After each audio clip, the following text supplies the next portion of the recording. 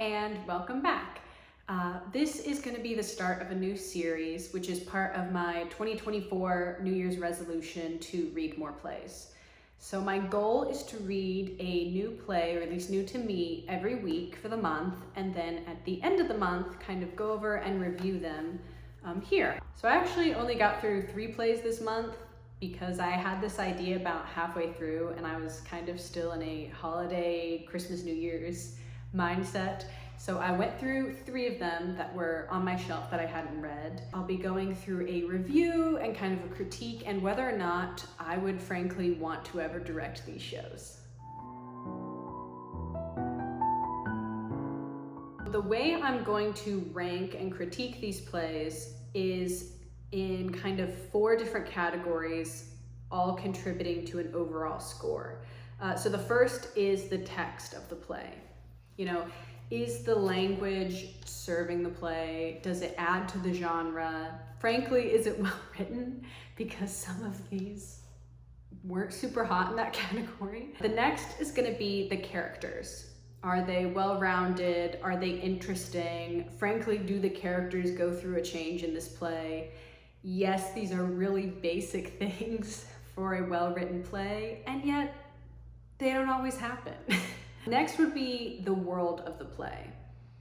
Am I brought into an interesting world that I think audiences want to see, something a designer might be interested in, and then also, did the playwright add enough research and context for some of these plays, specifically if they are either a fantasy world or a historical time period? The last category is, would I want to direct this play myself? This is a little bit more about my own personal tastes, but I think some of the things going into this category of if I would want to direct it have to do with, is it written well to be produced? Okay, so the first play I read this month was Bleeding Kansas by Kathryn, I believe you say Walat, and I actually have a signed copy of it. This play takes place during what is known as the Bleeding Kansas historical time period, which is about the 1850s, before Kansas was a state to join the Union. And the way Kansas became a state was that they left it up to vote on the people who lived there of whether it would be a slave or a free state. This play had its original production in 2007, and it is 3 male actors, 2 female actors. I'm gonna start with the text. How do I say this? I don't believe Kathryn Walat has ever stepped foot in the Midwest. I'll leave that sentence at that. Another thing about the text is that the characters said the phrase Kansas 86 times in this play, and there's only 77 pages. Also, the phrase leave Kansas out of it appeared about 5 or 6 times. There's also multiple sections where characters in conversation with one another just keep repeating Kansas, Kansas. And Kathryn Walat really took that Meisner method of repetition to the nth degree here.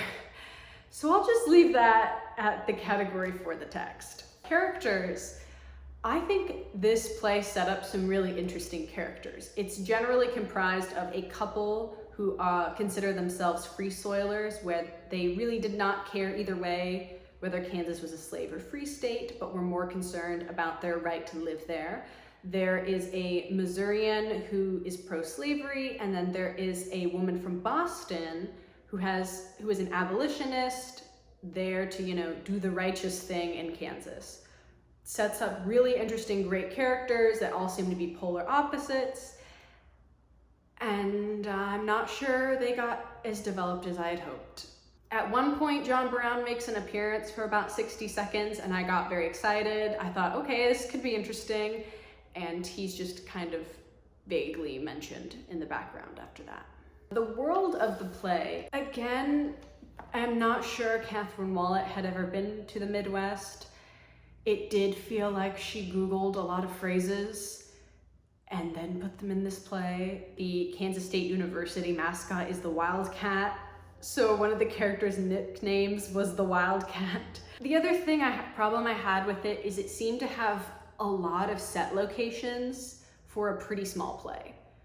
It takes place in interiors of a cabin, exteriors, the plains, in multiple towns, in the back of a saloon. There's just a lot of locations for a 5-actor play. And finally, would I want to direct this play?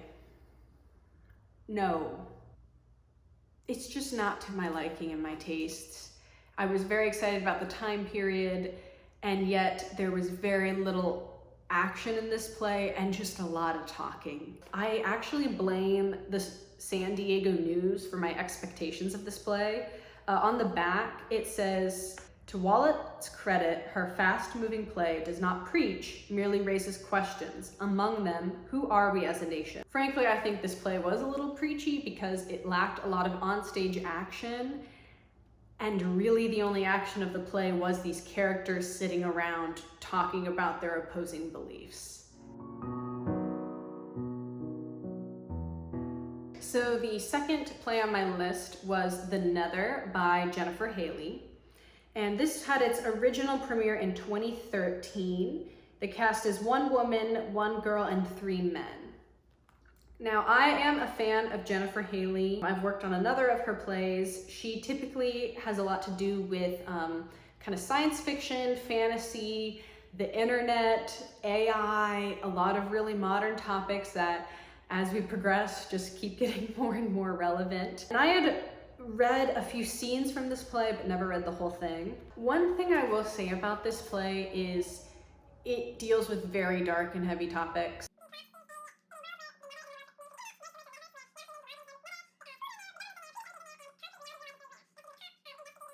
I think the text is well written in that it's pretty succinct. Jennifer Haley loves to have these really complex fantasy worlds, and she brings us in with, with lingo that I think is very intuitive and easy to understand.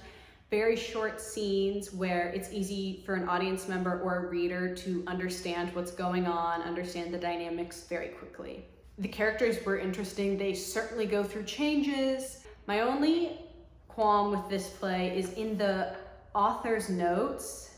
She specifically requests that it is a young girl actress, not an adult playing a child.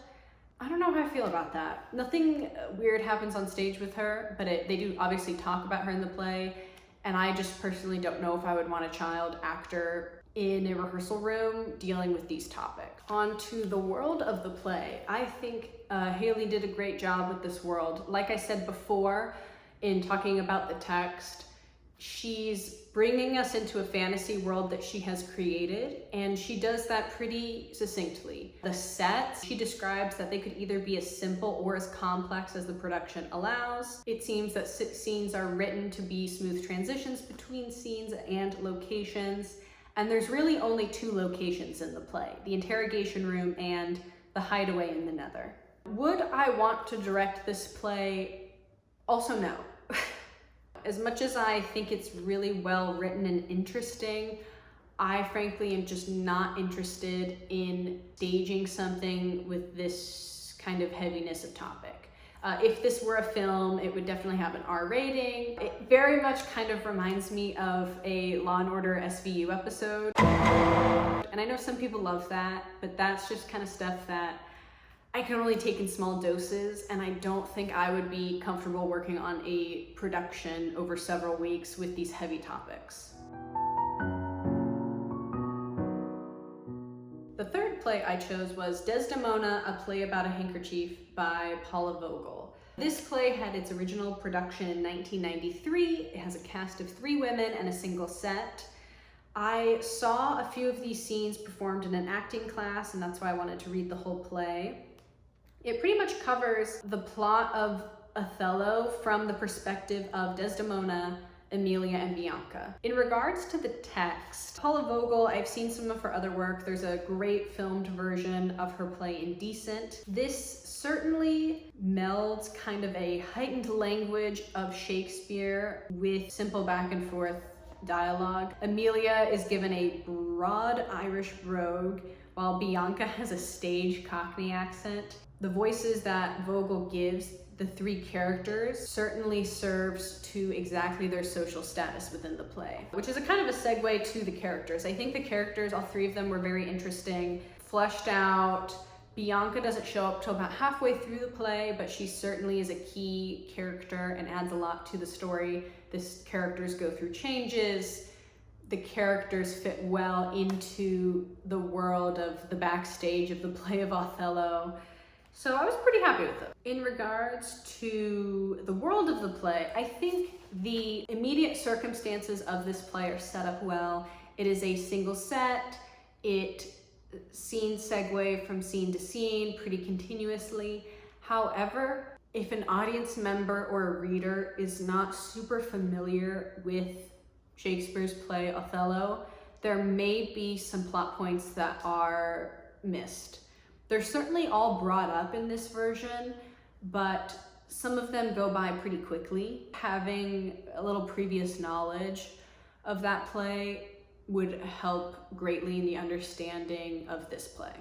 Would I want to direct this play? Yes. This is the only play out of this month that I would want to direct. It has a simple set that can be taken to, a little plain or a little more intricate. It revolves around three female characters, and even though it does have a lot of talking, I think there is plenty of action in this play to keep my interest. So yes, I would want to direct this play.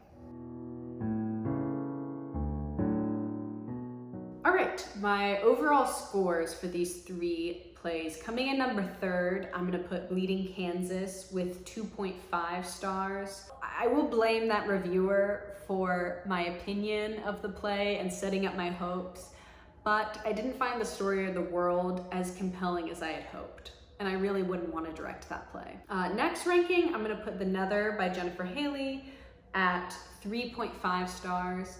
I think it's well written, interesting characters. However, with the dark tones and themes, I just don't have a desire to direct it or even see it produced on stage. So I think I would have to stick it in the read-only category. This month, coming at number 1, is Desdemona by Paula Vogel. I gave it 4 stars because not only do I want to direct it, these were just great characters. I don't like to use the term like strong female characters, but they are certainly complex and well fleshed out. All right, that is it for this video. Let me know if you have any play suggestions, anything I should read for next month. I'm gonna try to get through 4 for February, even though it is a slightly shorter month. But until then,